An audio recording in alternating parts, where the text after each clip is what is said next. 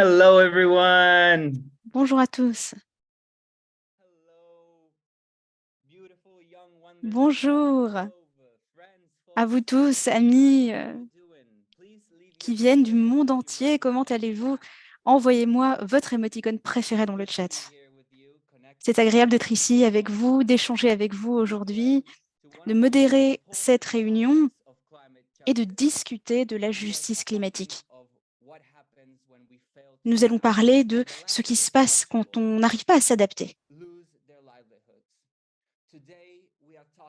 Et il en dépend de la vie de certaines personnes. Aujourd'hui, nous allons parler des pertes et des dommages. Je suis Jen et je travaille pour le GYC. Et je travaille également pour le réseau de la jeunesse de Yango. Et je suis ravie d'être ici avec Merna, que j'aime énormément. Coucou Merna, comment ça va? Bonjour à tous. Merci pour cette introduction. Et bienvenue à cette deuxième session. Je m'appelle Merna et je suis ravie d'être ici aujourd'hui. Et je suis ravie de modérer cette session avec Jane.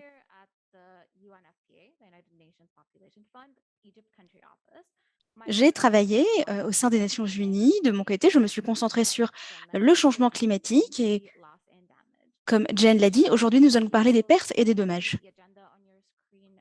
Vous verrez le programme à l'écran dans quelques secondes. Nous avons des experts très intéressants à vous proposer aujourd'hui. Et nous avons également des activités très amusantes. Beaucoup d'entre vous ont demandé à ce qu'on crée un espace communautaire dans la dernière session. Et nous essayons de le faire, mais nous avons besoin d'un peu plus de temps pour travailler là-dessus pour l'instant. En attendant, souvenez-vous de suivre le règlement. Faites preuve de respect, de courtoisie, de dignité. N'utilisez pas d'insultes, restez respectueux, restez poli. Toutes vos voix seront entendues et elles sont estimées. Et bien sûr, respectez votre temps et le nôtre. Cette session est enregistrée. Soyez ponctuels. Et à nouveau, soyez respectueux envers nos experts et nos orateurs. Et dites-nous d'où vous venez dans le monde entier. Vous pouvez utiliser le lien qui est à l'écran, le code qui est à l'écran également. The YouTube live and the chat, that would be wonderful. Pour tous ceux qui nous suivent, n'hésitez pas à cliquer sur ce lien et à utiliser ce code. Ce serait parfait. Désormais, j'arrête de partager l'écran.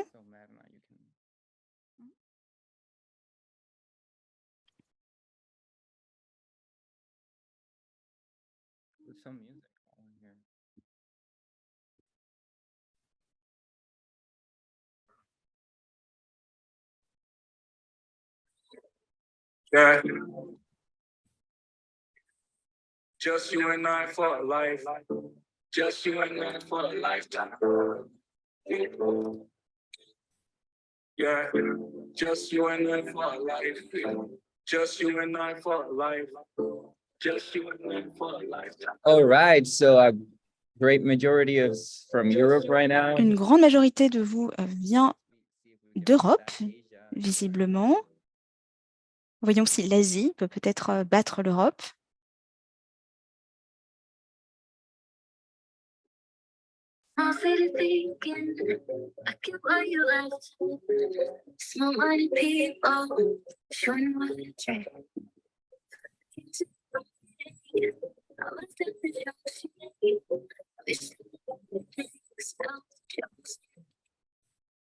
All right, so the code is 31680295. Voici le code 31680295.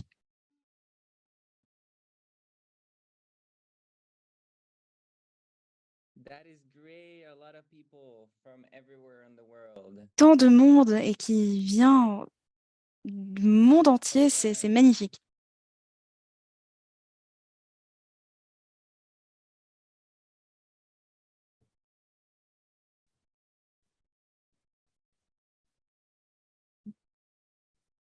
Yeah, go ahead, Myrna. You can. Merna, à toi la parole.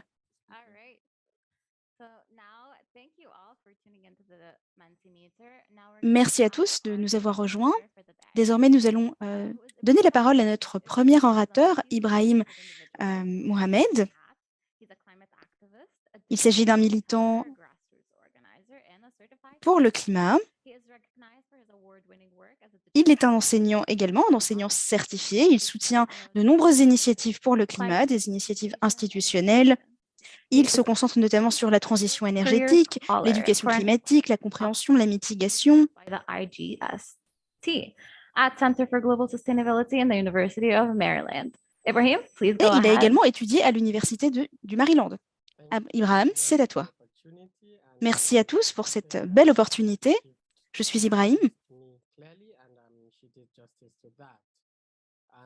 Merci Marna de m'avoir si bien présenté. Je vais vous faire partager mon expérience et plus précisément, je vais vous parler des pertes et des dommages.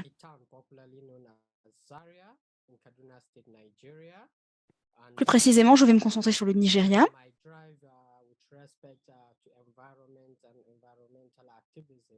Où nous nous concentrons sur le militantisme et les droits de l'environnement, la protection de l'environnement.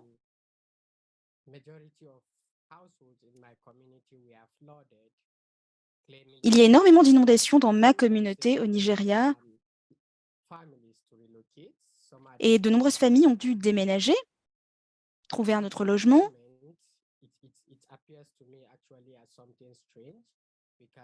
Et pour moi, c'est assez étrange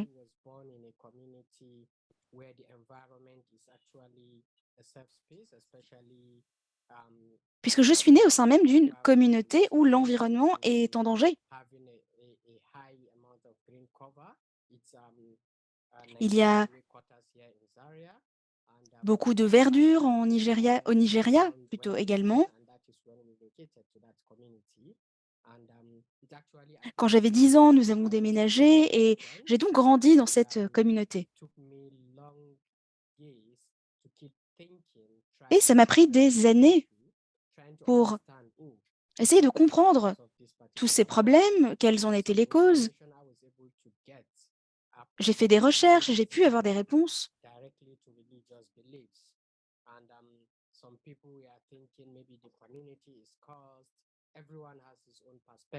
Et bien évidemment, tout le monde a sa propre perspective, son propre point de vue, et parfois ça diffère. Et j'ai effectué toutes mes recherches en 2015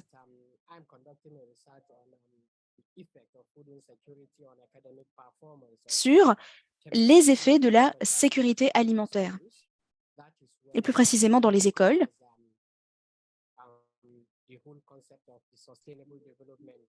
Et c'est là que j'en ai appris beaucoup plus sur le concept de développement durable, de justice, d'action climatique plutôt, le fait d'avoir de l'eau potable et l'assainissement. Et voilà, c'est dans ce milieu que j'ai évolué. J'ai continué à chercher des informations, à gagner en connaissances, à obtenir différents scénarios, à faire des recherches. Et j'ai remarqué qu'il se passe énormément de choses dans la société.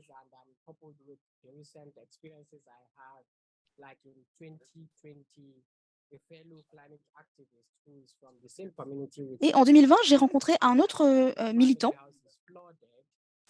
qui m'a raconté que sa maison avait été inondée. Beaucoup d'objets ont été perdus.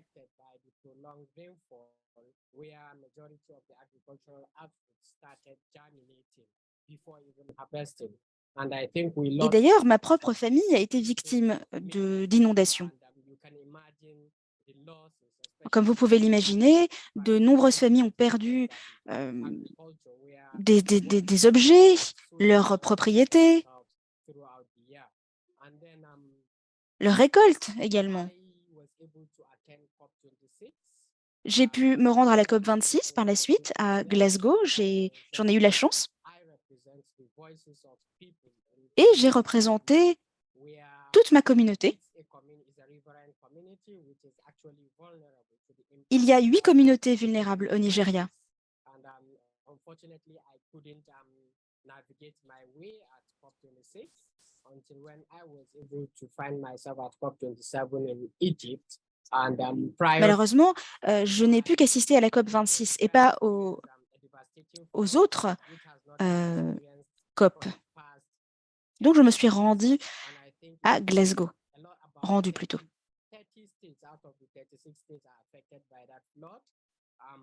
De nombreuses communautés ont été inondées.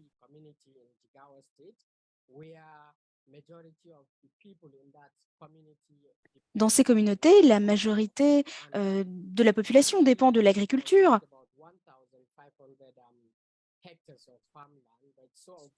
Nous cultivons environ 1500 mètres carrés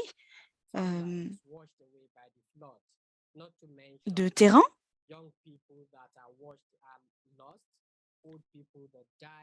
De plus, de nombreuses personnes âgées décèdent. Des jeunes gens essaient de s'en sortir malgré tout et d'avoir une situation stable. Et donc, quand je regarde ma communauté, je vois que ce sont des gens qui essaient vraiment de trouver des solutions et de s'en sortir.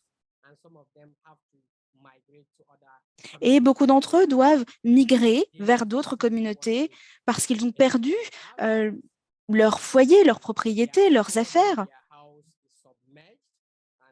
Leurs maisons sont parfois entièrement inondées et ils se retrouvent vraiment dans l'eau. Et comme vous pouvez l'imaginer, c'est désastreux. Ça a des conséquences effroyables. Et ça m'a inspiré, par contre, à continuer à faire des recherches, à représenter toutes ces communautés. Et donc, j'ai rejoint des milliers de jeunes gens qui militent pour le climat.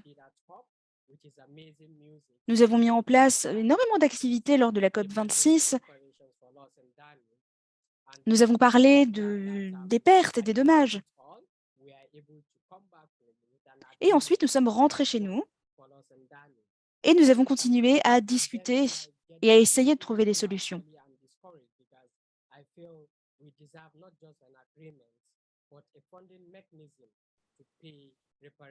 Nous avons réussi à atteindre un accord, mais également nous avons réussi à mettre en place toute une stratégie, tout un mécanisme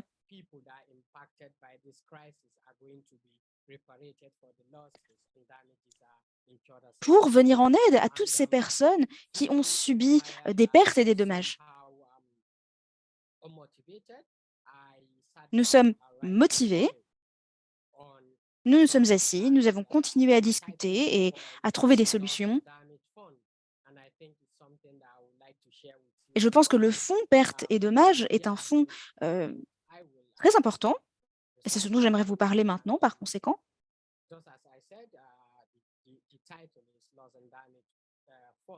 Je vous ai donc donné le nom du fonds, pertes et dommages. Et c'est un nom qui convient très bien puisque tout est perdu, tout est dégradé. Mais il y a toujours de l'espoir et on peut trouver une solution. Des foyers ont été détruits, des familles ont été détruites également. Mais nous sommes forts et nous pouvons malgré tout trouver des solutions. Il reste de l'espoir. Pour chaque perte, chaque dommage, il y a de l'espoir. Tout n'est pas perdu. Donc, c'est un fonds qui peut nous permettre de trouver des solutions.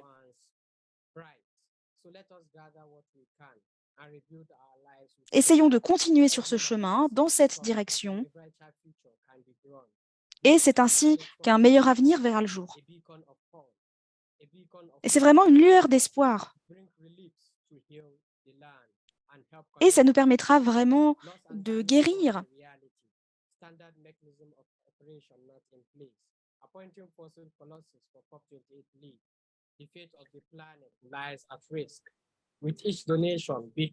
Le destin de notre planète est menacé. Donc, il nous faut agir. Il ne faut pas hésiter. Et c'est ainsi que par la suite, le soleil continuera à briller. Et c'est vraiment ensemble que nous réussirons à trouver des solutions si nous sommes unis, si nous travaillons tous ensemble. Et tout dépend vraiment de notre capacité à travailler ensemble.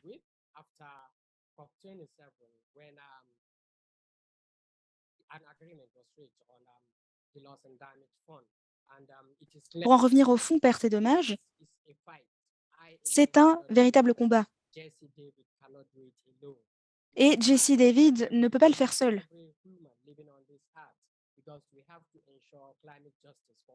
Nous devons faire en sorte que la justice climatique et l'action climatique soient accessibles à tous.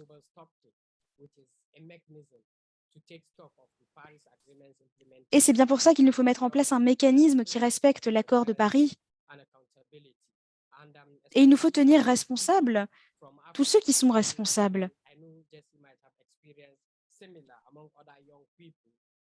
Et bien sûr, il nous faut nous concentrer sur la jeunesse. Nous devons représenter toutes ces voix, tous ces jeunes qui sont les plus vulnérables et qui sont les plus affectés par le changement climatique. Et nous serons à Bonn dans peu de temps et nous allons continuer à discuter de ce problème. Nous allons également parler de l'adaptation mondiale.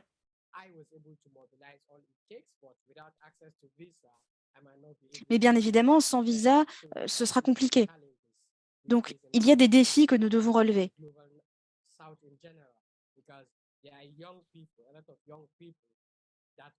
Il y a énormément de jeunes gens qui comprennent à quel point le changement climatique est important, ses conséquences, ses causes, toute la crise climatique, et qui n'ont pas accès à des plateformes qui pourraient leur venir en aide.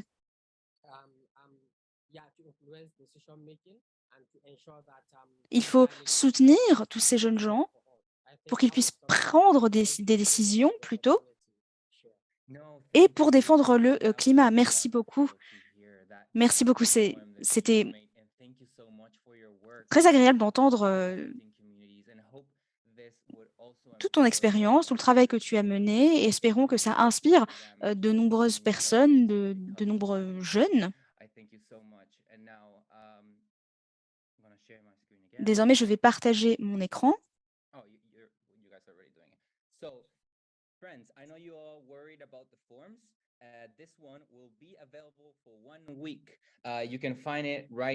Alors, je sais que vous avez tous envie de remplir vos formulaires, mais ne vous en faites pas, vous aurez l'occasion de le faire pendant une semaine. N'hésitez pas à scanner le code QR qui est juste là et vous pourrez remplir vos formulaires ici. Alors, maintenant, nous allons donner la parole au docteur Salemoul, qui est le directeur de l'ICAD et un professeur de l'Université du Bangladesh.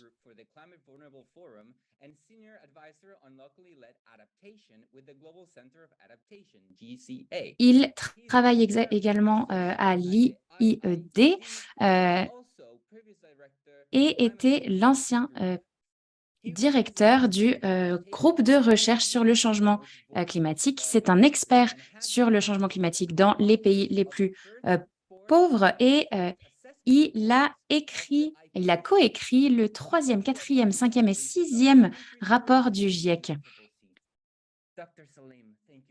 Merci 1000 fois d'être ici avec nous, Dr Salemoul. Merci Jen. Merci à tout le monde de m'avoir invité ici à parler avec vous. C'est un vrai plaisir d'être ici, un vrai honneur. Je voulais vous partager mon expérience dans les processus des changements climatiques qui datent maintenant. Ça fait longtemps que je travaille sur ces processus. Cela fait près de 3 décennies. J'ai commencé en 1992. Donc, je suis l'un des seuls qui a participé aux 27 conférences des partis. Mais il faut savoir que je ne vais pas dans ces conférences en tant que négociateur, mais en tant qu'observateur, en tant que chercheur. J'ai quand même un rôle dans les négociations.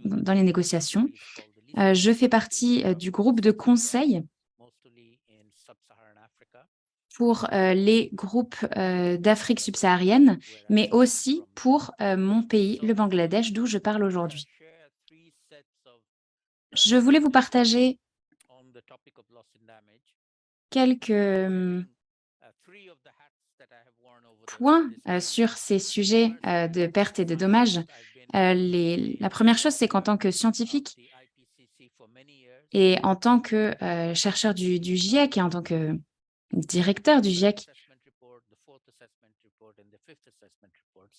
et en tant que contributeur au 3e, 4e et 5e rapport, je n'ai pas participé au 6e parce qu'après 10 ans, il était temps pour moi d'arrêter, mais je voulais aussi vous parler des politiques de la CNUC et ce qu'il va se passer ensuite. Et enfin, et peut-être de plus important, je voudrais vous parler de la réalité des pertes et des dommages et de notre rôle à tous en tant qu'individus. Et en particulier votre rôle à vous, les jeunes, sur ce que vous pouvez faire, sur ce que vous devez faire, selon moi en tout cas. Alors, je vais commencer avec la science. Le GIEC est donc un groupe scientifique qui a été créé il y a des années pour rassembler des scientifiques dans le monde pour leur demander d'évaluer l'état de la science, l'état des connaissances sur le changement climatique sur la planète. Et on évalue des modèles climatiques qui nous permettent de créer des prédictions pour le futur. Moi, je faisais partie du 2e groupe qui regardait les impacts de l'adaptabilité et en particulier sur l'adaptation.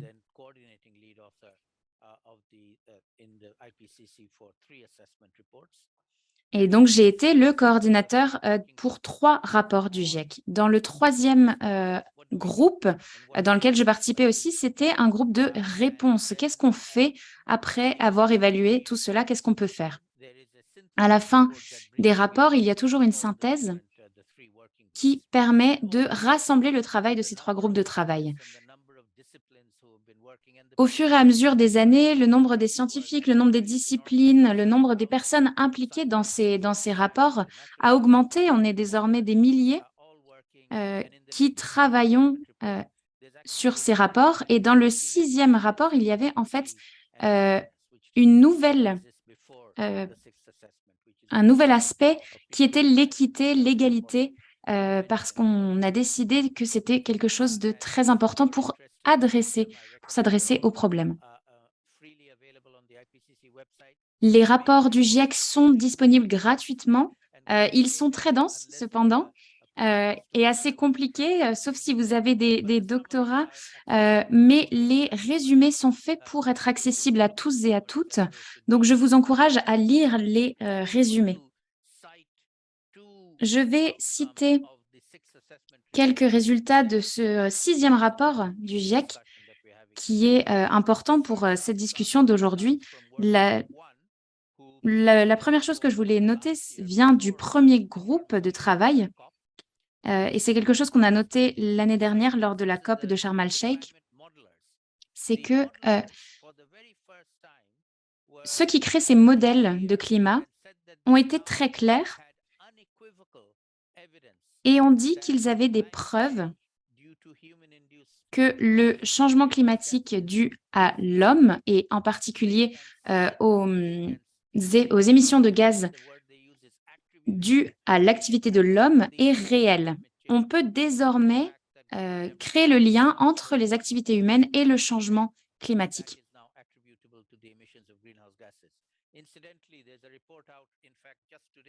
De la même manière, il y a un rapport qui est sorti aujourd'hui qui disait que le plafond qu'on avait décidé à Paris lors de la COP 15 d'1,1 degré sera atteint en 2027, malheureusement. On n'a pas réussi à réduire ce plafond. Malheureusement, mais malgré cela, il faut quand même continuer de travailler parce qu'on ne peut pas se permettre d'avoir une température qui continue à augmenter pour toujours. Donc, lors de ce 6e rapport, c'est la première fois qu'on a vraiment pu attribuer l'activité humaine au changement climatique. Ce n'est pas vraiment une question de nouvel impact, mais plus une question d'intensité de l'impact que nous avons. Quand on se rappelle de l'inondation au Pakistan l'année dernière, on a la preuve qu'elle a été 30% plus grave à cause de l'action humaine. Elle n'est pas seulement due au changement climatique. Au Bangladesh, ces 2 derniers jours, nous avons failli faire face à un super cyclone qui se dirigeait vers nous dans le sud-est et dans les dernières heures, il a finalement dévié et allé en Birmanie et causé plus de problèmes en Birmanie. Nous nous étions préparés à l'arrivée de ce super cyclone. Nous sommes prêts, nous avons des programmes de préparation au cyclone. Nous avions évacué des centaines de milliers de personnes déjà. Donc, ce que je voulais dire, c'est que, en réalité, ces événements liés au changement climatique arrivent déjà, vont arriver encore plus, et leur impact va être de plus en plus grand. Et si vous regardez la météo, si vous regardez la télé, vous voyez qu'il y a toujours des événements qui se passent dans le monde qui sont inhabituels, qui sont plus forts, qui sont plus puissants. Que ce soit des sécheresses, des inondations, tous ces problèmes vont s'aggraver et aucun pays dans ce monde n'est prêt à faire face aux impacts qui entraîneront donc des pertes et des dommages qui sont désormais une réalité créée par le changement climatique dû à la main de l'homme. Nous rentrons dans cette ère de pertes et dommages du changement climatique. Lors de votre vie, ça va continuer et ça va s'aggraver. Si nous continuons nos efforts de réduction des émissions, nous pourrons peut-être arrêter le réchauffement climatique à un petit peu plus de 2 degrés, mais désormais, il est clair que nous atteindrons le 1,5 degré. Il faut absolument avoir pour objectif 1,6, 1,7. Il faut continuer d'essayer de réduire l'émission de gaz à effet de serre pour réduire l'augmentation des températures. Parce que si elle continue d'augmenter, on ne pourra plus prédire ce qui se passera. La seule prédiction sera que tout deviendra de plus en plus toxique, de plus en plus différent de ce que nous connaissons. Donc les 10, les 20 prochaines années ne seront plus jamais les mêmes que les dernières années. Nous ne sommes pas prêts pour ce qui se passe. Donc, c'est le message que je voulais vous passer de la part du monde scientifique. Le deuxième point que je voulais faire, qui vient cette fois du groupe de travail 2 sur l'adaptation. Leur rapport est sorti il y a quelques mois et il relance encore ce message de l'impact du changement climatique. Malgré nos efforts d'adaptation, parce qu'il y a une vraie différence entre l'atténuation de réduction des émissions pour s'assurer que ces émissions fassent moins de mal. En réalité, on ne peut pas atténuer, on ne peut pas réduire à 0. Même si on adapte, on ne pourra jamais s'adapter à 100%. Donc, l'adaptation, c'est une manière de minimiser les impacts et de s'adapter à ces impacts.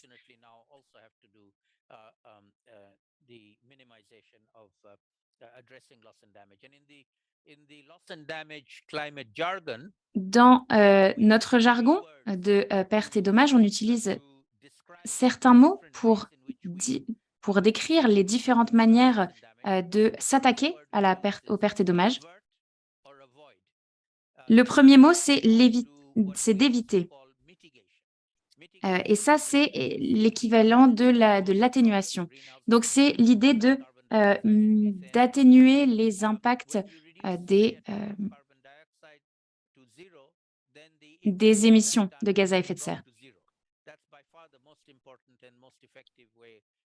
C'est la meilleure manière d'empêcher les pertes et dommages, c'est de réduire au maximum les émissions. Donc, l'atténuation nous permettrait d'éviter les pertes et dommages. On a essayé d'en faire, mais ça ne suffit pas. Le deuxième mot, c'est de minimiser. Et c'est ce qu'on appelle aussi l'adaptation au changement climatique. Une bonne adaptation, c'est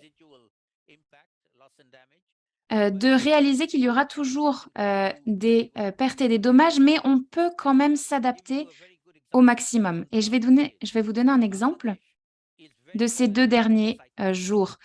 Je vous ai dit qu'au Bangladesh, on est très prêt lorsqu'il s'agit de cyclones. On est toujours prêt. On a eu de la chance que ce cyclone ne nous touche pas directement. Mais le problème, c'est que le cyclone a touché la Birmanie qui n'était pas prête. Ce cyclone a pris la vie d'une centaine de personnes et cela ne serait pas arrivé au Bangladesh. Et cela est vraiment la preuve de l'importance de l'adaptation. Parce qu'une mauvaise adaptation causera de plus en plus de pertes et de dommages.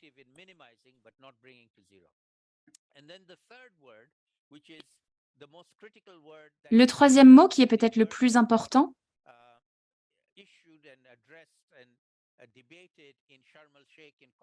et on en a beaucoup parlé lors de la COP27 et de la COP26 à Glasgow, c'est s'attaquer au problème. Donc, on a évité, minimiser et s'attaquer au problème. On s'attaque au problème lorsque l'impact a déjà eu lieu. Si le cyclone a déjà eu lieu, il faut s'attaquer aux conséquences. Au Bangladesh, je vous ai dit qu'on n'a pas perdu beaucoup de vies, mais il y a quand même eu des dommages matériels.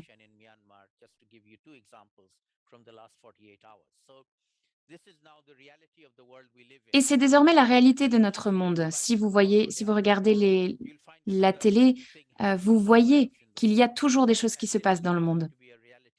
Et c'est notre nouvelle réalité avec laquelle il faudra jouer.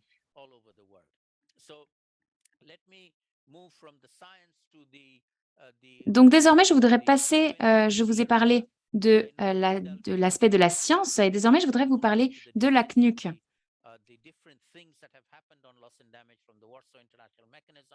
Et des différents mécanismes de perte et de dommages.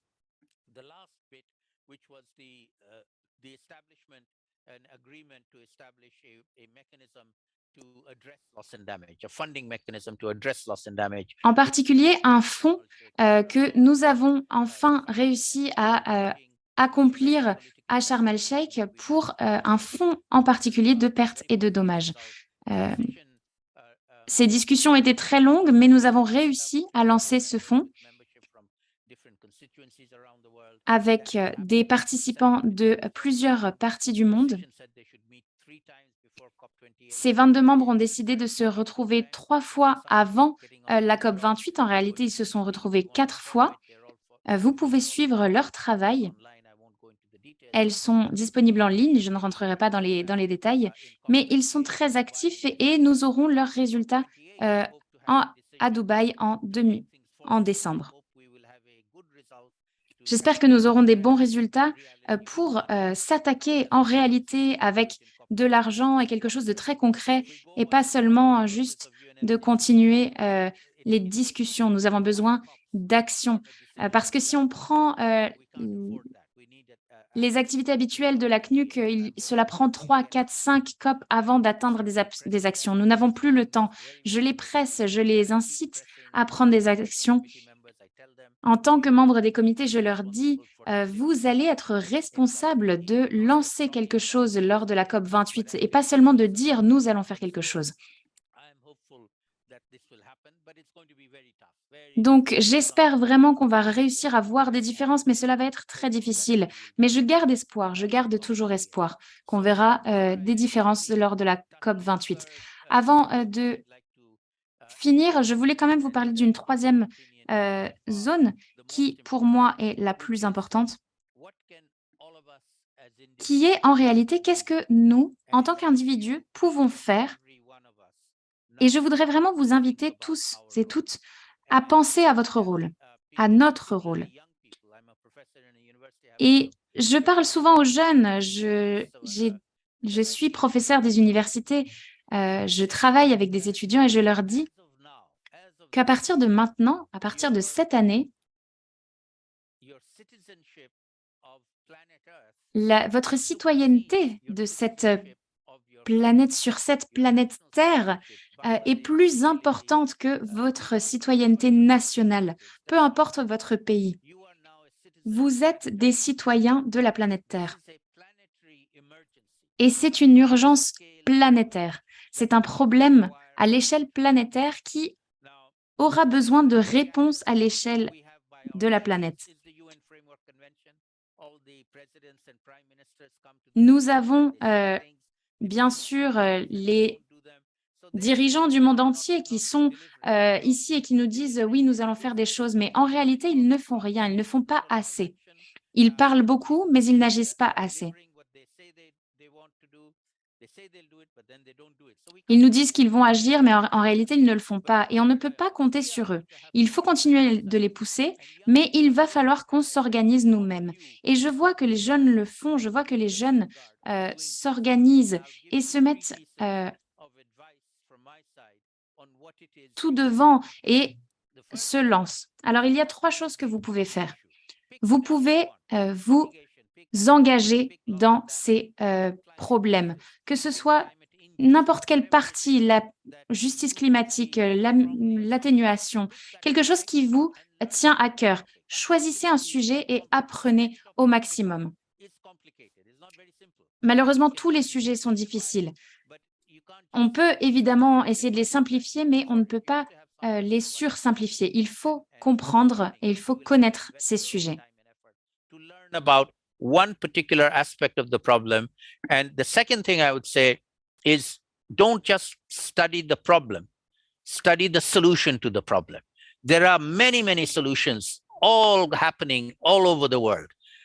Find the solutions that you think are applicable to you, where you live. Il faut trouver une solution qui soit applicable à votre ville, votre pays et avec vos amis, avec vos voisins, participer à des activités. Trouvez des gens avec lesquels vous pouvez agir. Vous pouvez faire quelque chose, peu importe où que vous soyez dans le monde, vous pouvez faire quelque chose. Mais il faut trouver quoi faire et je ne peux pas vous dire quoi faire. Ce que je vous dis, c'est que si vous décidez de faire quelque chose, alors vous pouvez faire quelque chose. Il faut trouver quoi?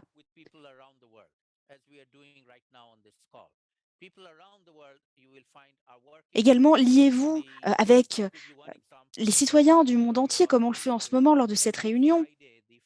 Par exemple, laissez-moi vous donner un exemple, les grèves pour le climat tous les vendredis, par exemple, dans mon pays, les étudiants, des milliers d'étudiants sortent tous les vendredis et manifestent. Ils ont été inspirés par Greta Thunberg, la Suédoise qui a mis en place tout ce mouvement à elle seule. Tous les vendredis, elle était devant le Parlement suédois à Stockholm et elle disait bien « Non, je n'irai pas à l'école aujourd'hui ». Et maintenant, c'est ce qu'elle fait depuis des années. Elle se donne corps et âme au mouvement. Le mouvement est maintenant mondial et c'est efficace, ça fonctionne. Ils agissent tous ensemble et nous devons faire la même chose. Que vous soyez journaliste, militant, scientifique, peu importe. Quoi que vous fassiez, il vous faut agir pour lutter contre le changement climatique. Et une dernière chose, vous avez la possibilité d'influencer les prises de décision dans votre pays. Aller à la COP, par exemple. Mais bien sûr, aller à la COP, ce n'est pas si important que ça. Vous ne réussirez pas à influencer les prises de décision là-bas.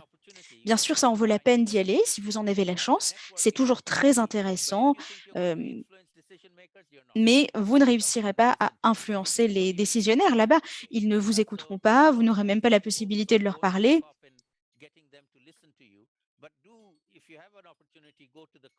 Mais si vous en avez l'opportunité, allez à la COP. C'est toujours une bonne idée de parler avec d'autres personnes. C'est toujours une bonne idée de s'y rendre.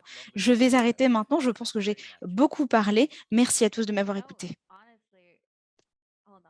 Yes, thank you so much. Your insight was super insightful. Merci beaucoup. C'était si pertinent, si intéressant. And the science is clear, right? So the Et la climate science est claire. impacting, like the impacts are already here, and we need Les conséquences sont déjà actuelles. Et donc, c'est à nous de nous adapter à ces conséquences et il nous faut agir maintenant. Il nous faut agir individuellement, collectivement, en tant que planète.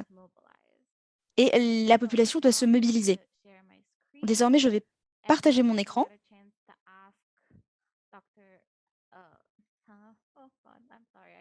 Et nous allons avoir la possibilité de poser des questions au docteur Salimoul Huq.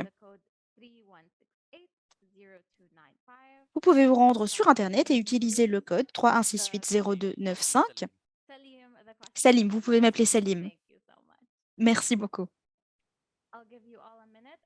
Je vais vous donner 1 minute et par la suite, nous nous intéresserons aux questions et aux réponses. In the meanwhile, everybody please En remember attendant, s'il vous plaît, creating a community for this training. So nous allons créer for un espace signing up, communautaire. attendance form is Nous n'avons open pas for oublié. Vous pouvez registrations. également remplir le Enjoy the web. formulaire de And if participation. you're watching in English and would rather watch in French, Spanish, and Portuguese, please send us an email so we can sort it before next week. Et si bien évidemment vous avez besoin de la version en anglais, en portugais, en espagnol ou en français, n'hésitez pas à nous envoyer un email et nous vous répondrons. Désormais, place aux questions et aux réponses. Nous avons une première question ici.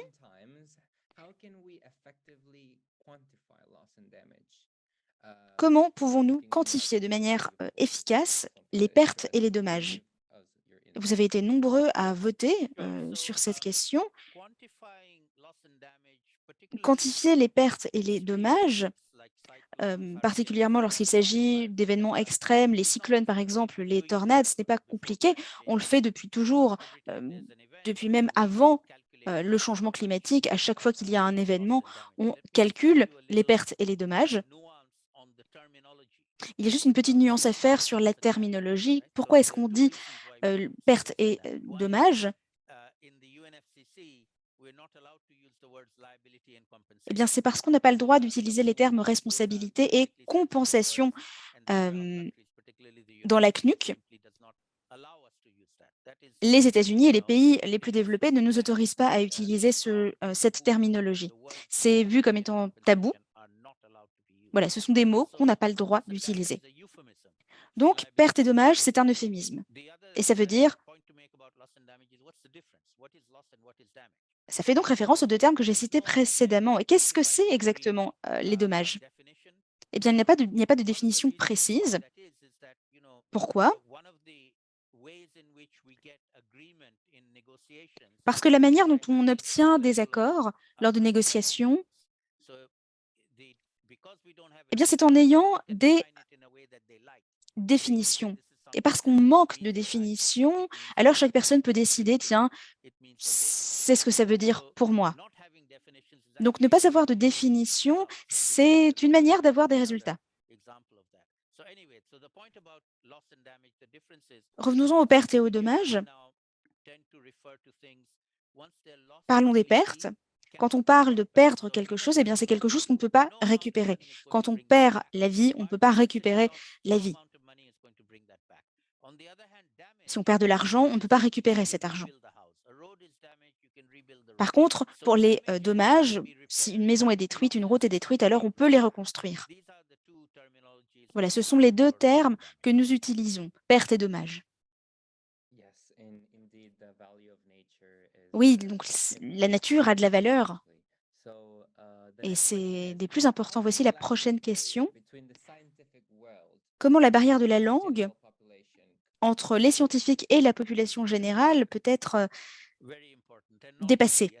Eh bien, ce n'est pas simple et c'est le rôle de journalistes tels que vous. Je suis un scientifique, donc je vais utiliser du jargon scientifique.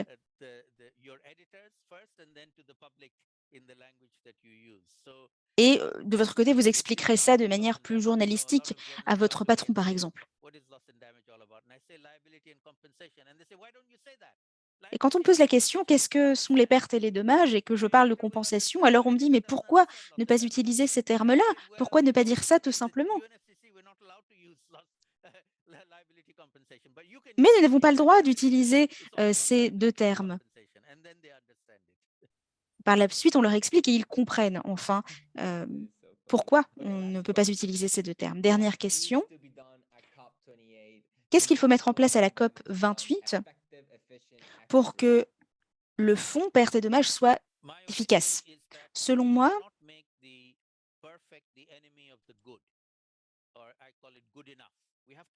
on ne peut pas se contenter de faire ce qu'il y a de mieux. L'urgence, c'est maintenant. Il faut agir maintenant. Je ne veux pas qu'on attende encore longtemps. Je veux qu'il y ait des résultats. Je veux qu'il y ait un objectif et qu'on mette des choses en place. Et j'ai eu l'opportunité de parler au président de la COP 28. Il a un grand nombre de conseillers et j'en fais partie. Et je lui ai dit,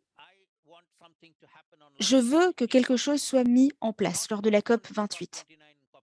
Et non lors de la COP 29 ou COP 30, ça doit se passer lors de la COP 28. Et vous devez dire au comité, nous voulons mettre ceci en place. Il faut qu'il y ait des résultats. Il nous faut de l'action et c'est ce que je veux voir. Et si on ne met rien en place, alors je vous dirai, vous avez échoué.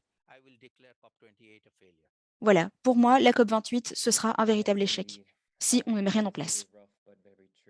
Oui, oui, vous avez entièrement raison. C'est assez brutal et direct, mais vous avez tout à fait raison.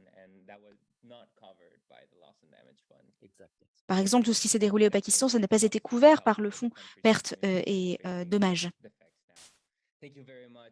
Merci beaucoup, Dr Salim Uluk. Désormais, nous allons passer à la prochaine activité. Et grâce à l'expérience de Dr Salim Uluk, nous allons pouvoir participer de manière plus efficace à notre prochaine activité.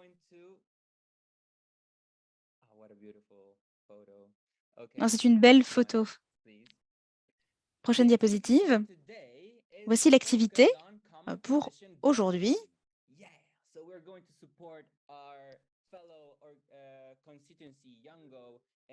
Eh bien, il s'agit de soutenir Yongo. Qu'allons-nous faire donc? Ensemble, nous allons essayer de répondre à cette question. Qu'est-ce qui devrait être inclus dans la langue, la terminologie du fonds pertes et dommages? Qu'est-ce qui devrait y être inclus, linguistiquement parlant, terminologiquement parlant? Rendez-vous sur le site et dites-nous ce qui doit être inclus selon vous. Et par la suite, nous pourrons mettre en place un résumé et tenir au courant les décisionnaires à l'avance. Et comme l'a dit le docteur, la COP, c'est vraiment la dernière étape. Et c'est là que les choses se sont mises en place.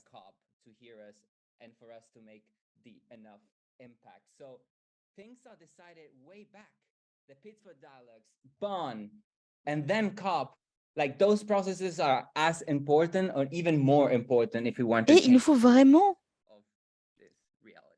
So now can we go to the Menti to see what participer à la COP et leur montrer que nous sommes là. Si vous voulez partager ce qui devrait être inclus dans une publication, un poème, un dessin par exemple, eh bien vous pouvez nous identifier en utilisant le hashtag officiel, ou plutôt les hashtags officiels.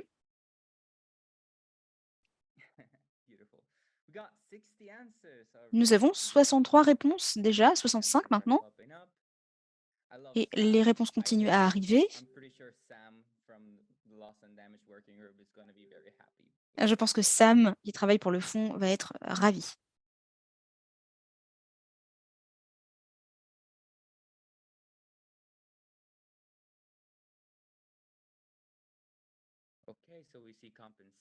Voilà, nous avons donc compensation, égalité, responsabilité, mécanisme de responsabilité.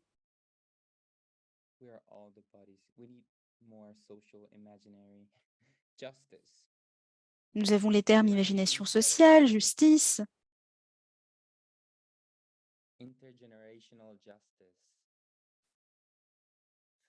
Nous avons les termes de justice intergénérationnelle.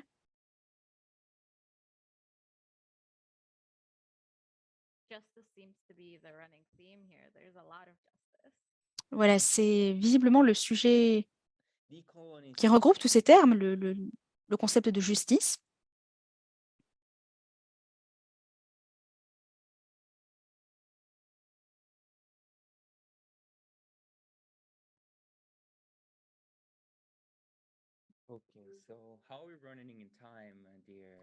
Est-ce que nous avons du retard? Est-ce qu'il nous reste du temps?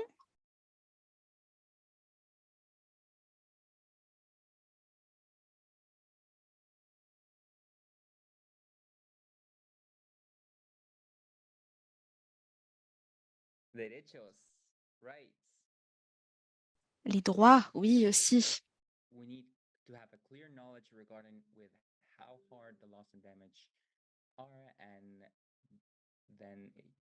Il nous faut réellement comprendre ce que représente ce fonds. Il nous faut également discuter avec les communautés autochtones, locales, pour savoir ce qu'elles en pensent.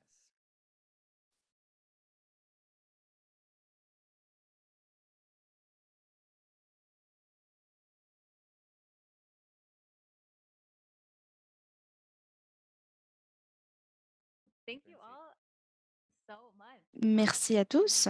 141 answers Nous and avons more 141 réponses et ça more continue à answers, arriver. but we have to move Nous on avons de now plus en plus de to réponses, mais désormais, il nous faut avancer performance. So now we're going to puisque ce listen to a webinaire dure performance 2 heures. by Et Jessie désormais, David. Jessie is a highly talented nous aurons musician une performance de la part de Jesse David, qui est and musicien advocate for sustainability. et qui défend la durabilité, le climat, l'environnement.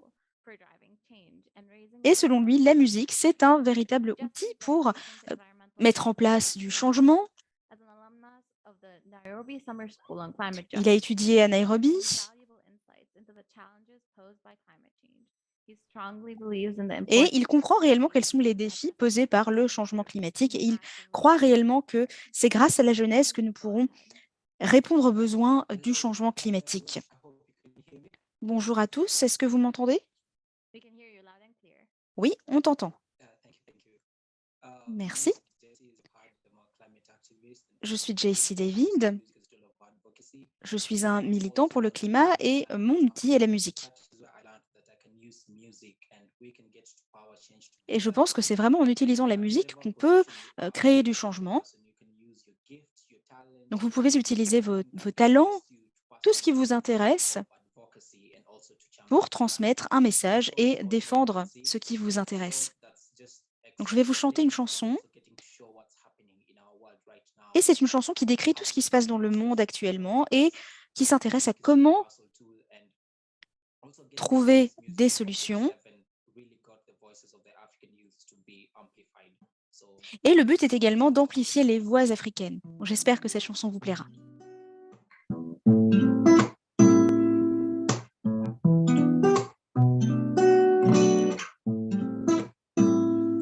I I see the horizon bloody, the sun is frowning, the moon is dim at night. I see the wind is angry, it is from the ocean, and the mountains are shaking in pain. I see, hope you can see. I see, why can't you see? I see, hope you can see. The climate's changing, yeah. I see, hope you can see. I see, why can't you see? I see, hope you can see. The climate's changing. River running dry, no rains in the sky. My people always cry, they can't farm in the dry land. Cause there is food insecurity, battle with anxiety. What's the remedy? Gender inequality, wars of the century. What's the remedy? Energy crisis, poverty in our streets. What's the remedy? I see, hope you can see. I see, why can't you see? I see, hope you can see. The climate's changing. Yeah, I see, hope you can see. I see, why can't you see? I see, hope you can see. The climate's changing. So what do we want? Climate justice, and when do we want it? Now, what do we want? Climate justice, and when do we want it? Now, what do we want? Climate justice, and when do we want it? Now, what do we want? Climate justice, and when do we want it? I see, why can't you see? I see, hope you can see that the climate changing. I see, hope you can see. I see, why can't you see? I see, hope you can see the climate's changing. Yep. That's called Hope You Can See. It's one of the songs I've written. Voilà, donc c'était Hope You Can See, une chanson que j'ai écrite et désormais une autre chanson.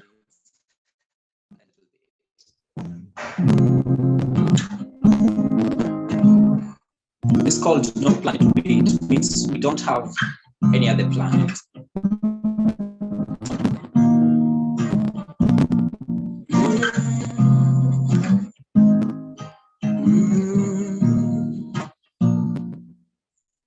Darkness can't be moved by darkness, only light can do so.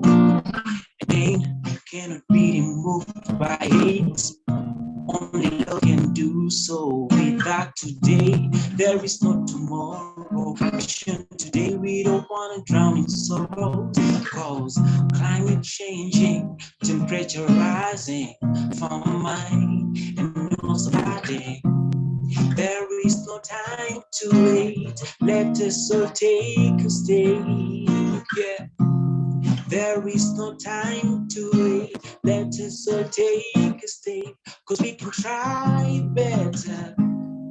And we can do better. Cause there's no planet B.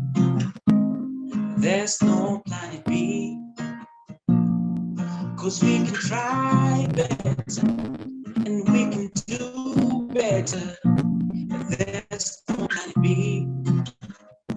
There's no planet B for you and me, yeah. Let your voice be heard and input to the world.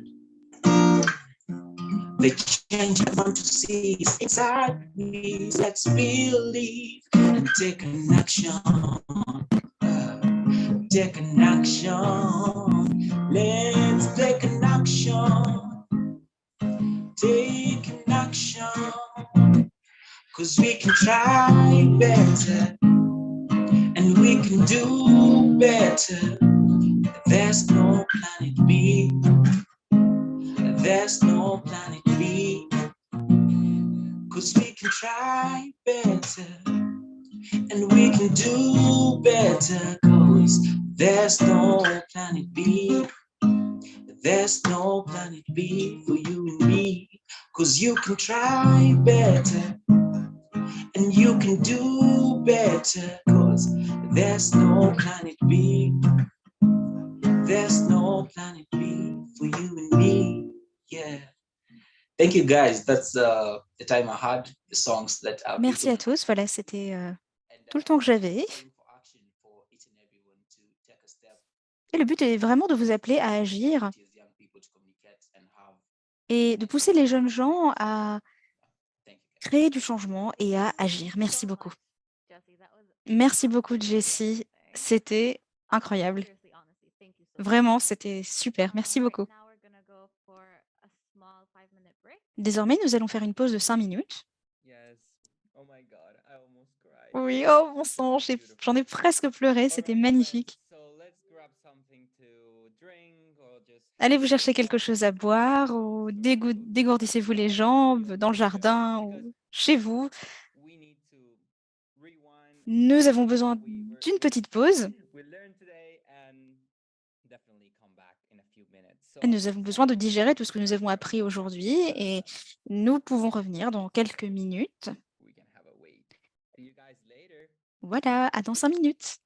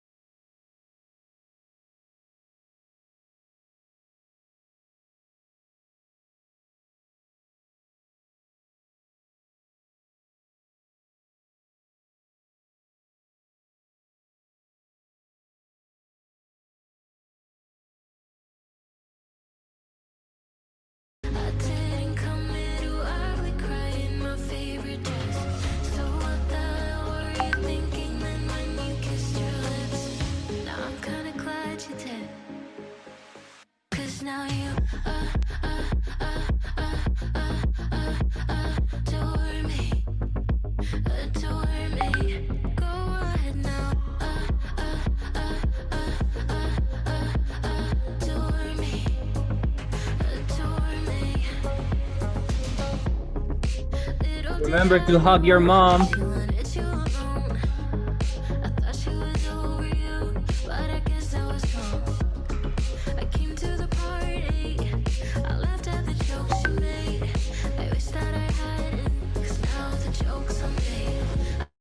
Or your cat.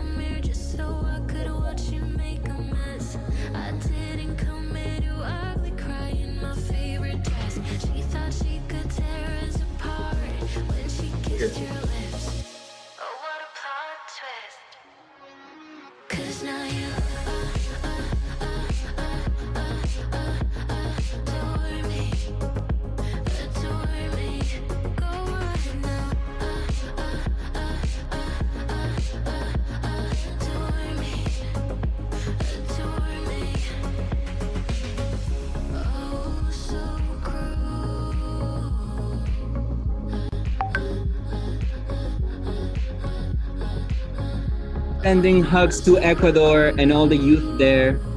It's a really hard time right now for them.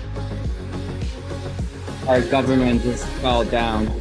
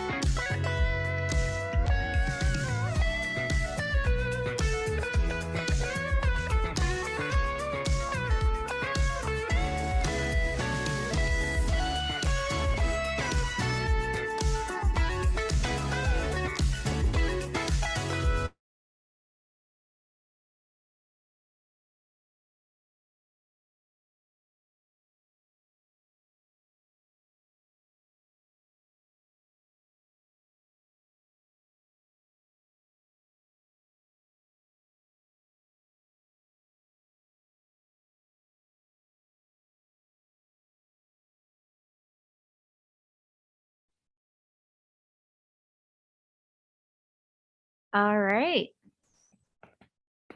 Welcome back, everybody. Très and bien, thank je you pense so qu'on va much for pouvoir listening. reprendre. Merci beaucoup, Jen, pour la musique. Everyone can see we've told you that the attendance form is going to be open until the 24th of May, but here it is again. On vous If l'a you- déjà dit, le formulaire sera ouvert jusqu'au 24 mai, mais le revoici si jamais vous voulez le remplir maintenant. On va continuer avec notre prochaine oratrice. On va désormais avoir Linda qui est avec nous, qui est une avocate spécialiste de l'environnement basée au Royaume-Uni. Elle participe au processus de négociation des Nations Unies sur le changement climatique depuis 2005 et elle s'intéresse particulièrement aux questions d'adaptation et de pertes et de dommages liés aux effets néfastes du changement climatique. Linda est une avocate spécialiste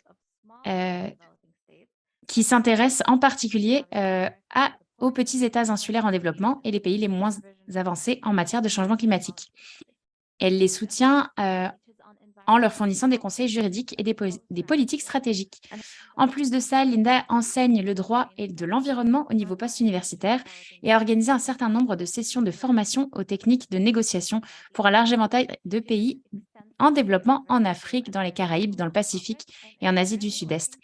Elle a écrit de nombreux articles sur de divers sujets liés au droit de l'environnement et elle prépare actuellement un doctorat dans le domaine de la réglementation des bâtiments écologiques. Linda, on est ravis de vous avoir ici.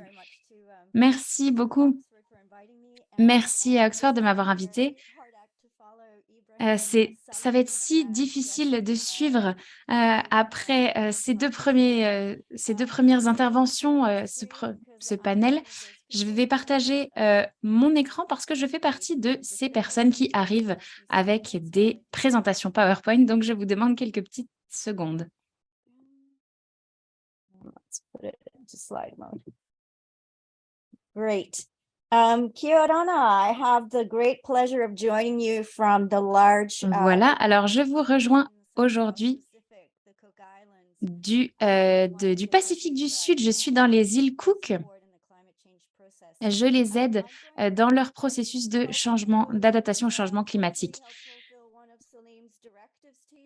Donc, j'espère pouvoir suivre un petit peu ce que Selim vous a dit.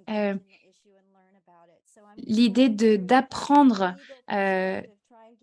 des aspects très spécifiques du changement climatique. Donc, moi, je voudrais vous parler vraiment de l'aspect légal, en particulier des pertes et des dommages et comment ils se retrouvent dans la CNUC et dans les cadres internationaux et les traités internationaux sur le changement climatique.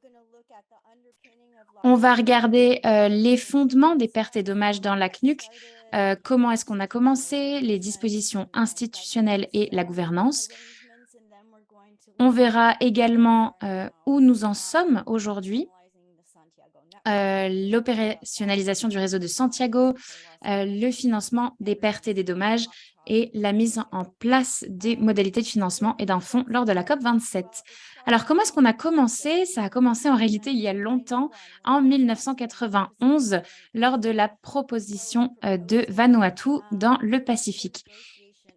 Lors des négociations, dans le processus de négociation de la CNUC, qui a duré de 1990 à 1992, la convention cadre a été adoptée et, comme je vous l'ai dit, dans la conférence de Rio en 1992.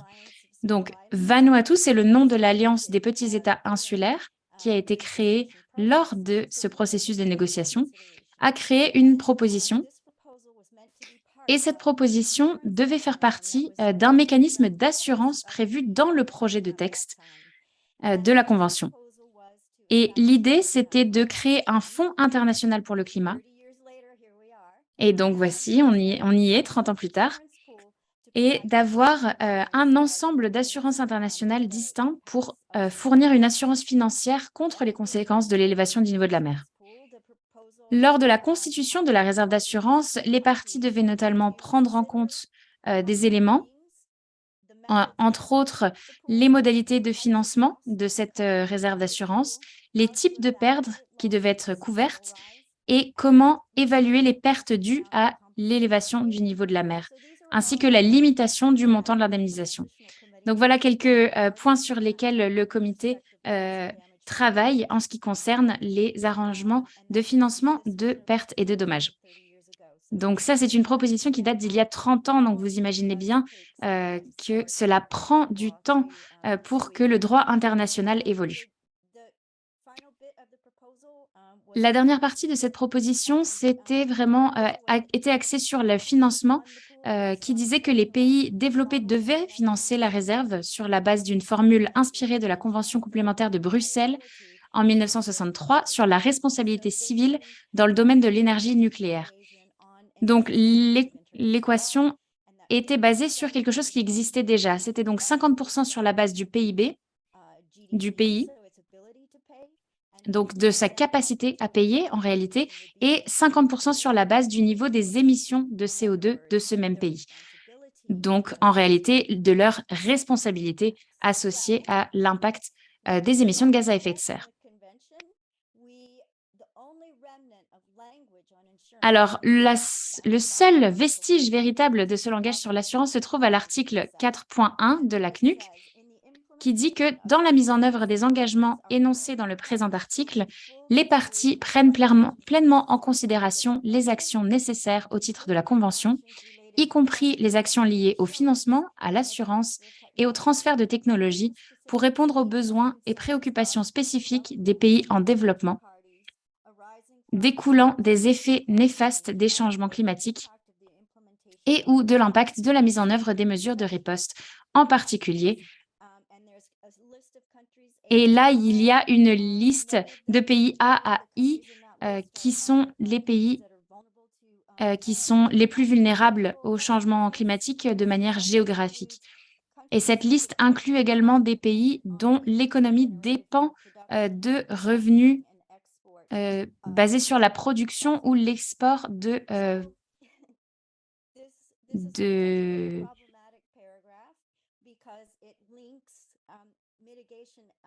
d'énergie fossile. Et donc, c'est en réalité très important parce que c'est le vestige de ce langage qui existe encore dans la CNUC aujourd'hui.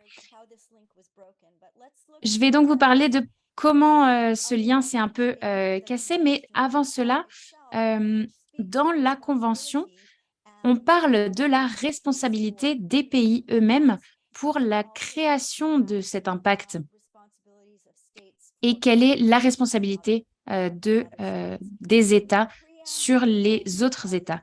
Donc, dans le préambule de la Convention,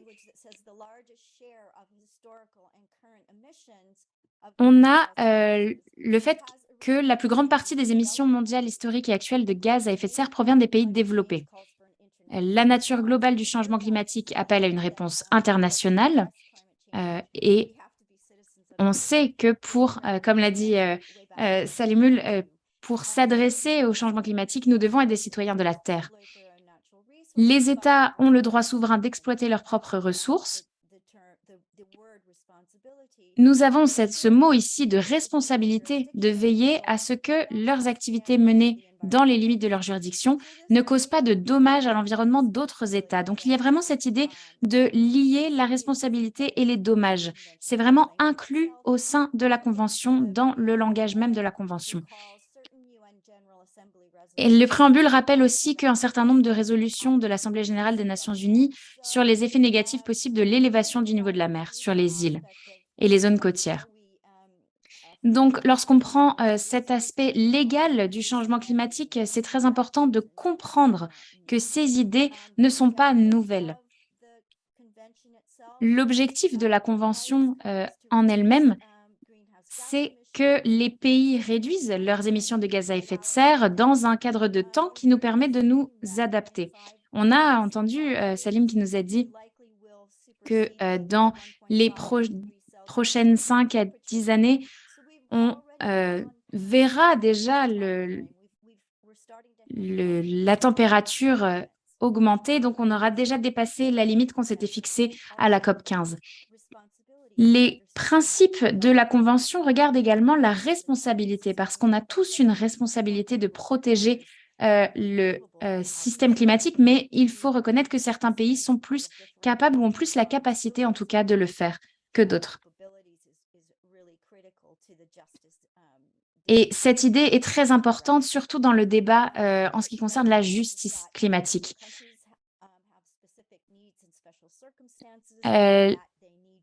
Le langage de la CNUC reconnaît également que certains pays ont des besoins spécifiques et des situations particulières. Et enfin, elle s'adresse aux dommages irréversibles et les mesures mises en œuvre pour empêcher l'arrivée de dommages irréversibles. Donc déjà, en 1992, on parlait déjà de possibilités de dommages irréversibles. Donc, on a parlé de l'article 4.8, le lien entre les effets négatifs, les effets néfastes du changement climatique, mais aussi de l'impact sur les économies lors de la réduction des émissions de gaz à effet de serre. Et en réalité, historiquement, cette situation a eu un effet dissuasif important sur les progrès réalisés en matière d'adaptation dans le cadre de la Convention. Ce lien a vraiment été cassé en 2007 lors de la COP à Bali, parce que les pays ont créé un plan basé sur 2 ans qui était contraignant sur le changement climatique. Et dans ce plan, il y avait une vraie séparation entre les activités d'atténuation et les activités d'adaptation. Et donc, le lien qui existait dans l'article 4.8 a été brisé à ce moment-là. Et le langage autour de la gestion des risques a été inclus dans le langage de la CNUC. C'est à ce moment-là qu'on a commencé à parler de gestion des risques et de réduction des risques. Alors, dans la perspective de la COP 15, certains nombres de parties ont proposé d'inclure les pertes et les dommages dans le projet de texte pour un résultat contraignant à Copenhague. Donc, à ce moment-là, on a vraiment commencé à parler de pertes et des dommages en 2009 à Copenhague. L'année suivante, lors de la COP 16, les accords de Cancun ont récupéré cette idée et ont vraiment établi un programme de travail à cet effet. Et il aura fallu 2 ans pour qu'on y arrive enfin, mais après ces 2 ans de travail, en 2012, lors de la COP 18, les parties ont convenu que le rôle de la Convention dans la mise en œuvre des approches visait à remédier aux pertes et aux dommages et à envisager de mettre en place des arrangements institutionnels dans le cadre de la Convention de la COP 19. Et ça, c'était en 2013. Donc, avant de passer à la prochaine diapositive, il faut revenir sur la décision de Cancun qui fournit une liste non exhaustive d'événements à évolution lente qui comprend l'élévation du niveau de la mer et où l'idée, c'était de s'adresser aux conséquences de ces impacts, mais de faire une liste d'abord de ces impacts. Donc, en 2013, le mécanisme international de Varsovie a été mis en place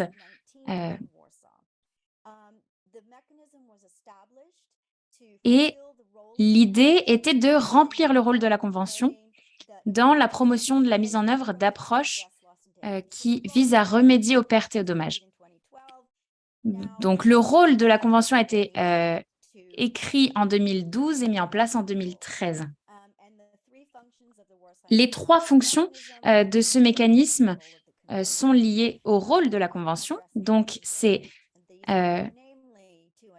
d'abord d'améliorer les connaissances et la compréhension, de renforcer le dialogue, la coordination, la cohérence et les synergies, et de renforcer l'action et le soutien. Et ça, c'est peut-être le plus important pour nous maintenant, y compris le financement, le transfert de technologies et le renforcement des capacités. Un comité exécutif, qu'on appelle aussi ExCom, a été créé pour guider la mise en œuvre des fonctions de ce mécanisme. J'ai fait partie de cet établissement du mécanisme et l'idée, c'était de créer ce mécanisme en vertu du cadre d'adaptation de Cancun pour reconnaître les pertes et les dommages associés aux effets néfastes du changement climatique parce que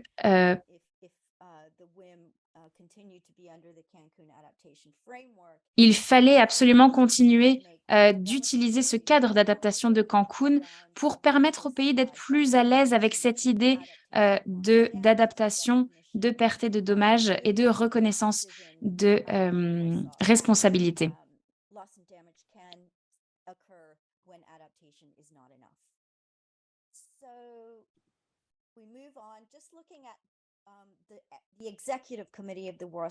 Donc, cette fois, on va parler de l'ExCom, donc du comité exécutif du mécanisme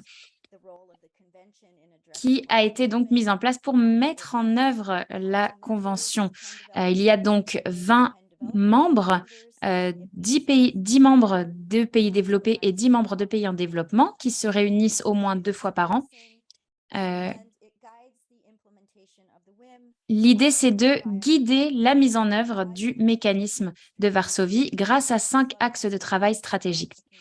Des événements à déclenchement lent, des pertes non économiques, les gestions globales des risques, l'évaluation, la réduction, transfert et rétention, la mobilité humaine, en particulier la migration, le déplacement et la relocalisation planifiée, et enfin l'action et le soutien, y compris le financement, le transfert de technologies et le renforcement des capacités. Il a le pouvoir de créer des groupes de travail pour l'aider à mettre en œuvre son plan de travail et chacun des axes dispose d'un groupe d'experts dévoués. Alors, au début du comité exécutif en 2015, on était déjà dans cette idée de perte et de dommages au sein de l'accord de Paris de 2015. L'ensemble des pays développés étaient unifiés pour se mettre d'accord sur une nouvelle manière de traiter les pertes et les dommages causés par les activités humaines. Il y a un article au sein de l'accord de Paris et on va regarder vraiment ce qu'il dit. C'est l'article 8 qui est l'article sur les pertes et les dommages qui dit que les parties reconnaissent l'importance d'éviter, de minimiser et de traiter les pertes et les dommages causés par les activités humaines.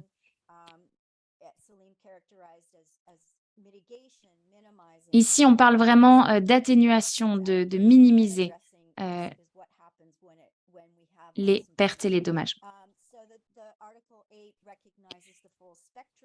L'article 8 reconnaît donc vraiment tout cet éventail d'approches en ce qui concerne les pertes et les dommages et en ce qui concerne ce qu'il faut faire. L'article 8.2 prévoit que ce mécanisme est soumis à l'autorité et à l'orientation de l'organe de gouvernance de Paris, de la COP de Paris. L'article 8.3 prévoit qu'une meilleure compréhension, action et assistance en matière de pertes et de dommages devrait être assurée de manière coopérative et facilitée. Et l'article 8.4 énumère les domaines de travail pour cette coopération et cette facilitation. D'un point de vue personnel, je pense que cet article n'est pas parfait. Même on utilise le mot soutien, mais on n'utilise jamais des approches financières. Il n'y a pas de disposition au financement, par rapport au financement, et il n'y a pas de différence entre les pays développés et les pays en voie de développement. Donc cette idée de responsabilité dont on a parlé au début n'existe pas vraiment et elle manque. Et dans la décision qui a été prise lors de la COP de Paris, on avait cette décision que l'article 8 de l'accord n'implique ni ne fournit une base pour une quelconque responsabilité ou compensation. Donc ça, c'est quelque chose qui manquait pour nous.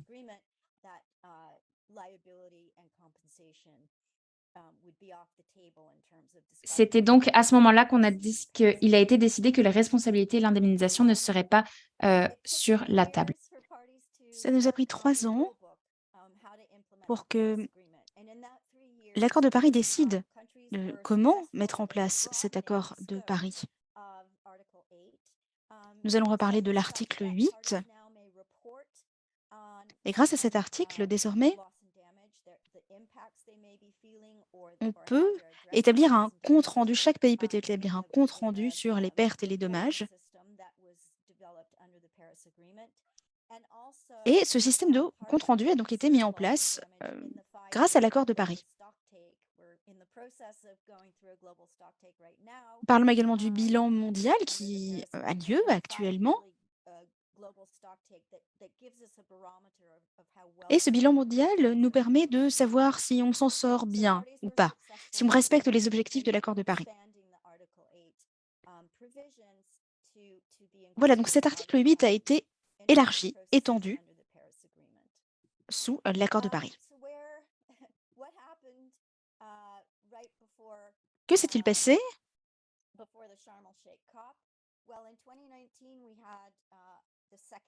Par la suite, eh bien, en 2018, le réseau Santiago a été mis en place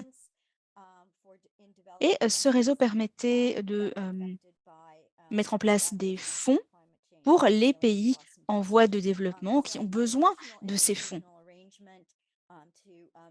Donc un autre arrangement institutionnel a été mis en œuvre pour mettre en place des activités locales plutôt.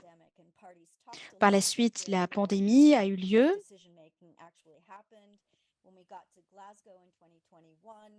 Et lorsqu'on est arrivé à Glasgow en 2021,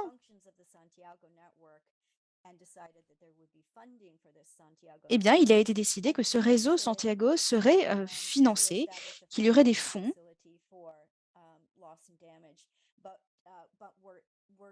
qui permettraient de répondre aux pertes et aux dommages. Malheureusement, ça n'a pas été une réussite.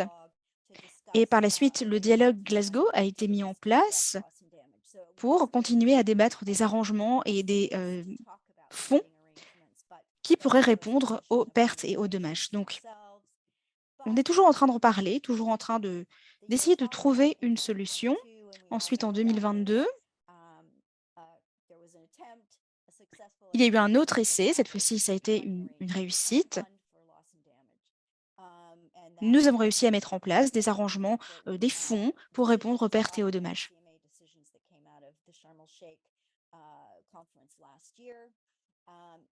Donc, l'année dernière, nous avons réussi à mettre en place des arrangements. Nous avons également discuté du réseau Santiago. Nous avons essayé de le mettre en œuvre.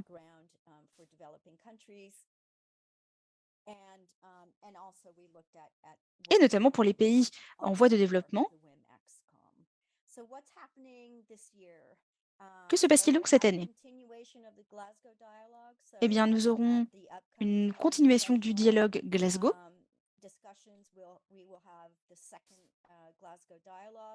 Nous aurons la deuxième session plutôt de ce dialogue, et c'est une véritable opportunité pour discuter des fonds, du financement. Et pour les parties, c'est une opportunité pour débattre et continuer à discuter. Nous aurons aussi la décision de l'organisme qui accueillera le réseau de Santiago. Nous aurons des réunions qui accueilleront le comité transitionnel pour discuter des fonds, des arrangements financiers en lien avec les pertes et les dommages. Des ateliers seront également mis en place à ce sujet. Et enfin, nous aurons le premier bilan mondial qui sera finalisé.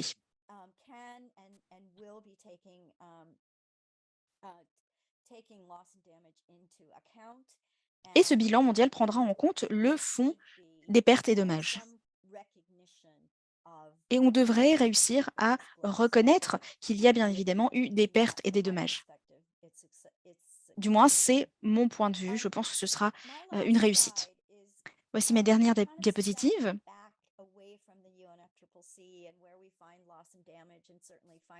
Et on s'éloigne un petit peu de tout ce dont j'ai parlé précédemment et des pertes et des dommages. Je vais donc vous parler des réformes dans le système international. Et je pense que c'est vraiment important de s'intéresser à cet élément-là et mettre en place des arrangements financiers internationaux est d'autant plus important. Mettre en place des réformes internationales ou proposer des réformes internationales, ça aussi, c'est très important. Tout d'abord, à la COP 27, il nous faut nous concentrer sur des arrangements financiers.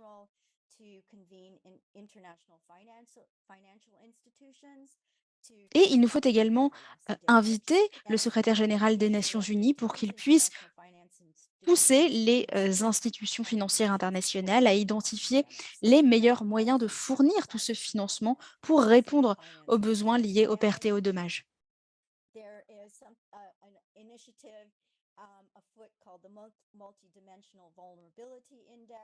Nous avons également l'indice de vulnérabilité multidimensionnelle qu'il faut prendre en compte. Donc, c'est une initiative qui est soutenue par le secrétaire général des Nations Unies. Et cet indice permet d'obtenir des bourses. J'ai presque fini, ne vous inquiétez pas. Le ministre de Barbados, par exemple, a mis en place une réforme. À la fin du mois de juin, le président Macron mettra en place un sommet.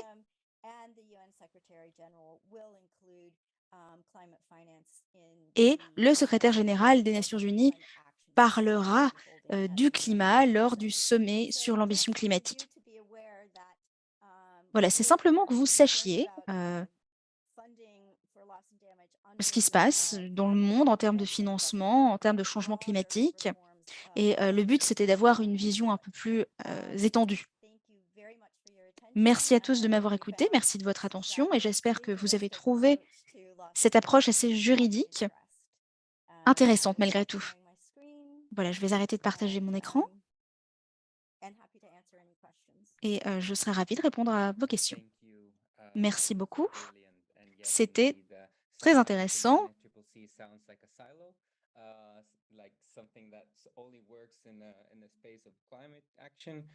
Parfois, il est vrai que ça peut être compliqué à comprendre, tout le jargon juridique, le jargon des Nations Unies. Mais il est vrai qu'il nous faut une véritable transformation financière en termes d'infrastructure. Donc, merci beaucoup, Linda. Merna, à toi. Merci beaucoup. Désormais, vous pouvez poser vos questions en ligne, comme nous l'avons fait précédemment. Nous avons déjà quelques questions qui ont été publiées.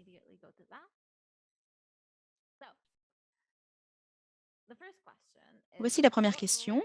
Quel rôle les pays comme la Chine, les Émirats arabes unis ou l'Arabie saoudite devraient-elles jouer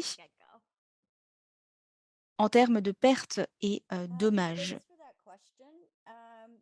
Merci beaucoup pour votre question. C'est une question intéressante.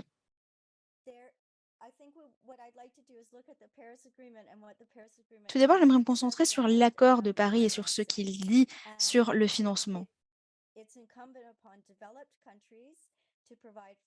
On parle donc des pays développés qui fourniraient un financement aux pays moins développés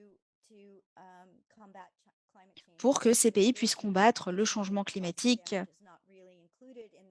Les pertes et les dommages ne sont pas vraiment inclus à l'accord de Paris, mais l'accord de Paris précise aussi que les pays qui en sont capables, qui ont les moyens, peuvent tout à fait venir en aide aux autres pays.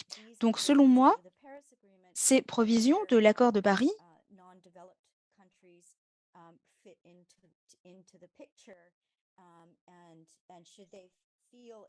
n'incluent pas nécessairement les pays moins développés. Donc, est-ce que ces pays-là pourraient financer, venir en aide à d'autres pays? J'hésite à détailler parce que c'est un débat actuel et nous n'avons pas réellement de réponse précise pour le moment. Mais oui, peut-être que ça pourrait être mis en place à la fin de l'année et on en discutera à la fin de l'année. Merci beaucoup pour votre réponse. Prochaine question, c'est une question qui est assez dense également. Pourquoi est-ce que la plupart des lois environnementales ne sont pas contraignantes?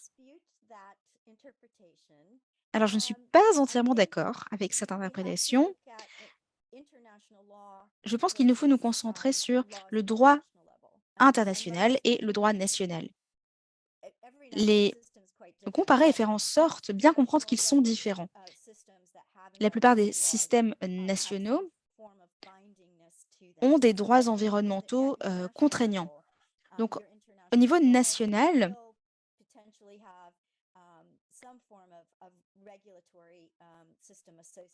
ce droit inclut des réglementations à suivre et est contraignant. Cependant, au niveau international, il ne s'agit pas simplement du droit environnemental, puisque les pays sont souverains et peuvent prendre des décisions sur leurs actions, ce qu'ils font. Et les gouvernements peuvent décider d'être contraignants, par exemple, mais ensuite, ce n'est pas nécessairement mis en place. C'est assez problématique au niveau international. Il est difficile de mettre en place des lois environnementales. Nous avons des mesures qui ont été mises en place au niveau international, mais le fait que ces gouvernements soient souverains et qu'ils décident de faire ce qu'ils veulent faire, tout simplement, eh bien, ça rend la situation plus complexe. Prochaine question. Où pouvons-nous avoir accès aux discussions et à toute l'information publiée par le comité transitionnel? Et comment pouvons-nous en faire partie? Eh bien, c'est une très bonne question et je vous recommande de faire des recherches et d'essayer de faire partie plutôt de ce dialogue.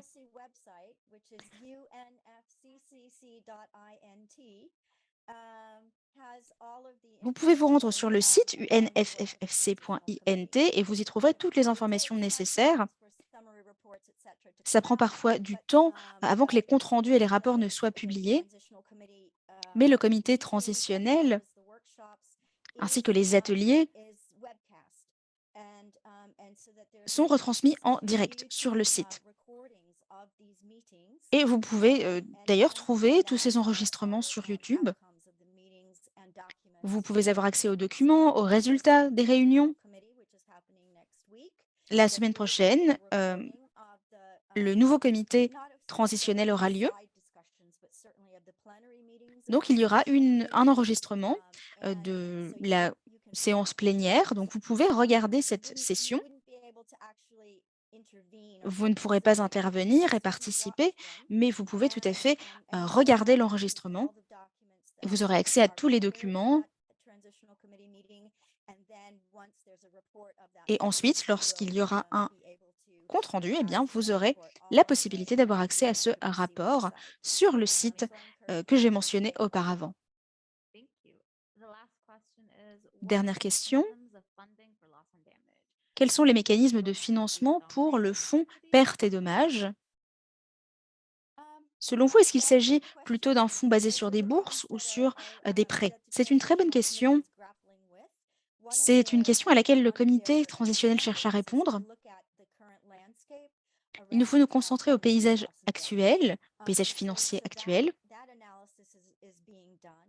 Nous sommes en train d'essayer d'analyser la situation et de répondre à la question. Par exemple, l'aide humanitaire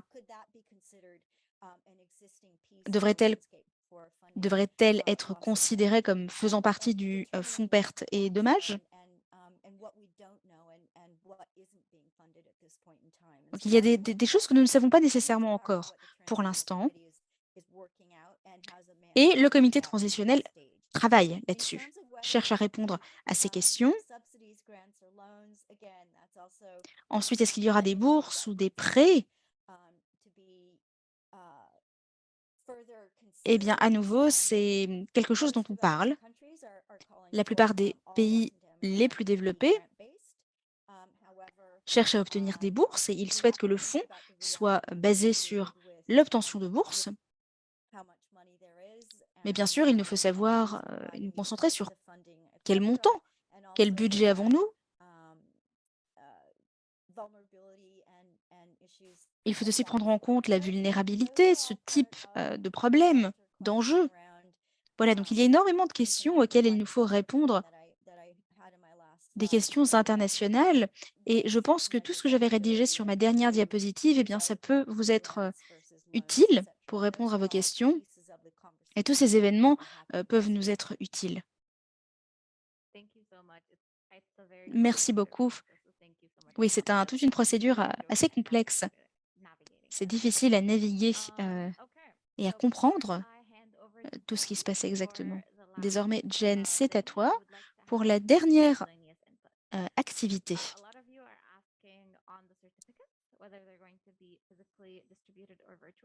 Beaucoup d'entre vous cherchent à savoir si vous recevrez le formulaire par email ou en personne. Eh bien, ils vous seront envoyés par email. Vous recevrez les enregistrements également. Pour l'enregistrement en anglais, celui-ci sera disponible sur YouTube sous la catégorie en direct. Nous vous enverrons les diapositives et nous créerons un espace communautaire. Les versions interprétées de cette session seront disponibles la semaine prochaine et nous aurons des sessions chaque semaine à l'heure de Londres.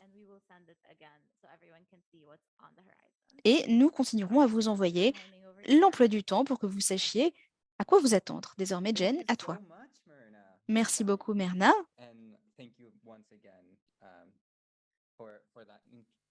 Et merci à nouveau pour cette belle contribution.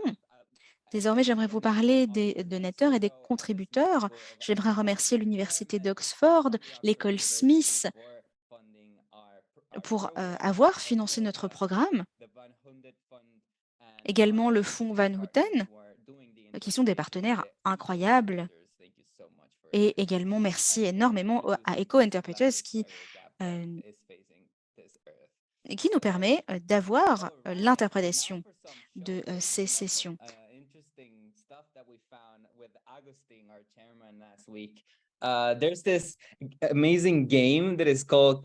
Désormais, nous allons vous parler d'un jeu, un jeu qui s'appelle Cascadia, un jeu très intéressant que nous avons trouvé avec Augustine il y a peu de temps.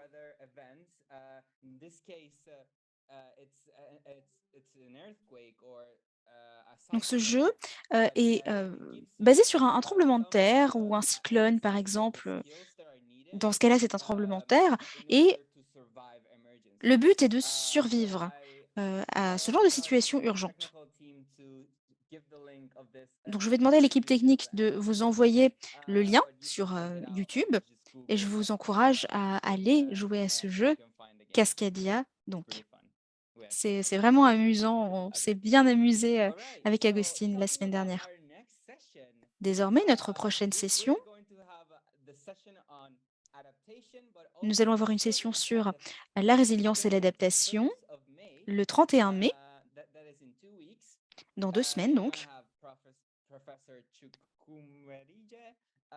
Le professeur Chukwumerie sera présent, Maria del Pilar Bueno, Francis Mason, Juan Carlos Varela aussi, qui fait partie de l'équipe des champions pour le climat. Nous sommes si heureux de recevoir tous ces orateurs et nous sommes impatients de participer à cette session, mais ce n'est pas encore fini.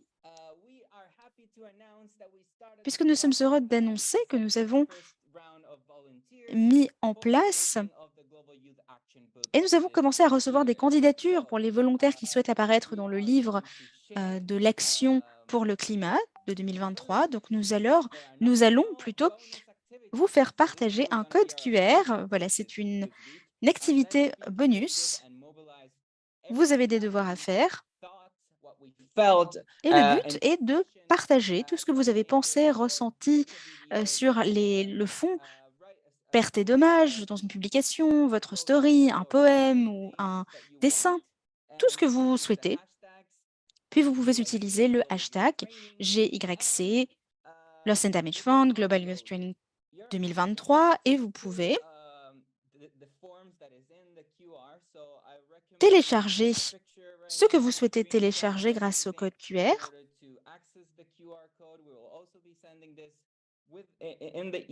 Nous enverrons tout ça par email. Et le but, c'est vraiment de montrer tout ce que la jeunesse fait dans le monde entier. Vous recevrez de plus en plus d'informations à ce sujet, au sujet du livre, dans les prochains emails. Merci beaucoup.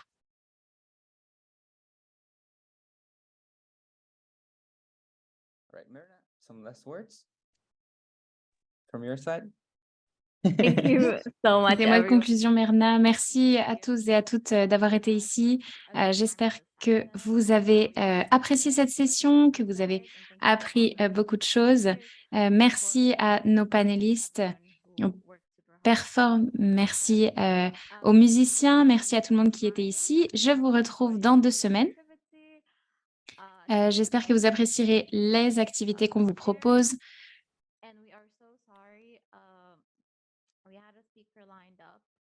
Et on est désolé, on avait prévu d'avoir une 3e personne qui devait parler aujourd'hui mais qui n'a pas pu. Nous sommes arrivés au bout de cette session. Merci beaucoup. N'oubliez pas de nous rejoindre sur les réseaux sociaux. Nous posterons un lien qui vous permettra d'avoir un petit filtre pour montrer que vous étiez dans cette session. Donc, n'oubliez pas de nous suivre sur Instagram, LinkedIn et Twitter. Merci à tous et à toutes de nous avoir suivis. Nous allons sauver le monde ensemble. Merci beaucoup. Au revoir tout le monde. Au revoir.